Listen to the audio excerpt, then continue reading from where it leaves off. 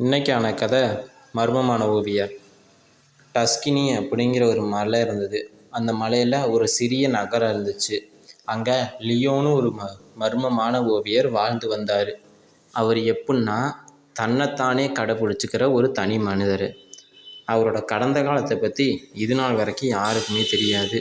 இருந்தாலும் லியோவோட ஓவியம் அவரை மூச்சடிக்கக்கூடியதாகவும் அழகு மிக்கதாகவும் உணர்ச்சி மிக்கதாகவும் உணர்ச்சி ஆழத்திற்கு புகழ்பெற்றதாகவும் இருந்தது. ஒரு நாள் சோபியாங்கிற ஒரு இளம் கலைமாணவி லியோவோட வேலையை பார்த்து பிரமிப்படைஞ்சு இவருடைய வேலையை பற்றி படிக்கணும் அப்படின்னு நகரத்துக்கு சென்றார்.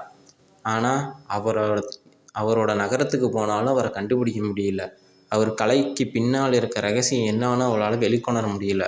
ஆனால் அதை கண்டுபிடிக்கணுங்கிறதுல வெறித்தனமாக இருந்தா சோபியா லியோவை தேடி பல மாதம் அலைஞ்சா. காடு மேடு மலை எல்லாமே, அந்த நகரம் முழுக்க அலைஞ்சும் லியோவை கண்டுபிடிக்க முடியல.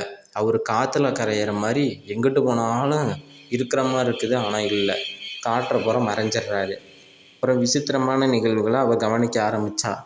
என்னன்னா, லியோ அவரை பார்த்து கொண்டு இருப்பது போல் அவருக்கு தோணுச்சு. எப்படி அப்படின்னு அவருக்கு ஒரு சந்தேகமாக போச்சு. சோபியாவுக்கு மறைக்கப்பட்ட உண்மையை நோக்கி அவளை வழிநடத்தியது அவளுடைய எண்ணம்.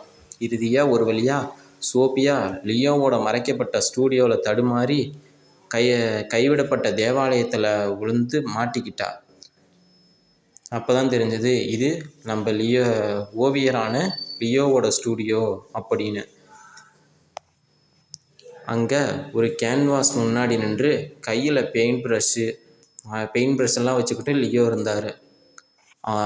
அதை பார்த்தோன்னே அவருக்கு தோணுச்சு, அட லியோவா இது, கலையில் தொலைஞ்சு போயிட்டார் இப்படி அப்படின்ட்டு அவள் மெய் சிலுக்கிற அளவுக்கு அவ்வளோ நொந்து கிடந்தார் லியோ சோபியாவோட அந்த பழைய கதையெல்லாம் சொல்கிறாரு. கடந்த காலத்தை பற்றி ஒரு காலத்தில் பிரபலமான ஓவியராக இருந்ததை வெளிப்படுத்தினார். ஆனால் ஒரு சோகமான விபத்து அவரை ஒரு அரிய நிலையில் விட்டு சென்றது. அவர் உலகத்தை சாம்பல் நேரத்தில் மட்டும்தான் பார்க்க முடியும். எப்பயா இருந்தாலும் சரி, எப்படியா இருந்தாலும் சரி. அவரது ஓவியம் அவர் ஒரு காலத்தில் அறிஞ்ச துடிதுடிப்பான உலகத்தை பிரதிபலிக்குதான். லியோவின் திறமை நிகழ்ச்சியை கண்டு சோபியா வியந்தார். எப்படி இவரால் சாம்பல் நிறத்தை மட்டும்தான் பார்க்க முடியுது, ஆனால் இவருடைய ஓவியங்களும் கலைவண்ணம் மிக்கதாகவும் அழகு மிக்கதாகவும் இருக்குது அப்படின்ட்டு இவருக்கு ஒரே பூரிப்பு சோபியாவுக்கு. அவருடைய கலை சோபியாவை மூச்சடக்க வச்சது. அவர்கள் பணிபுரிந்த போது லியோவோட மர்மமான கடந்த காலத்தின் பின்னணி உள்ள ரகசியத்தையும் அவரது கலைக்கு பின்னால் உள்ள உன்னதமான உத்வேகத்தையும் சோபியா வெளிப்படுத்தினார். இருளில் கூட எப்போதும் அழகி இருப்பதை சில சமயங்களில் அதை பார்க்க வேறு யாராவது நமக்கு உதவணும் அப்படிங்கிறத அந்த நேரத்தில் அவள் கற்றுக்கிட்டான். என்னதான் கஷ்டமான நேரம் இருந்தாலும் யாருன்னே தெரியாதவங்களால தான் நமக்கு உதவப்படுறோம். அது மாதிரி தான் இந்த கதையிலேருந்து தெரிஞ்சுக்கிட்ட கருத்து என்னன்னா, மற்றவங்களுக்கு உதவியை உண்மையிலுமே உதவுனோம்னா துன்பத்தில் எப்படியா இருந்தாலும் நம்பிக்கையை கைவிடாமல் இருந்தால் அழகான ஒன்றை நம்ம உருவாக்க முடியும்.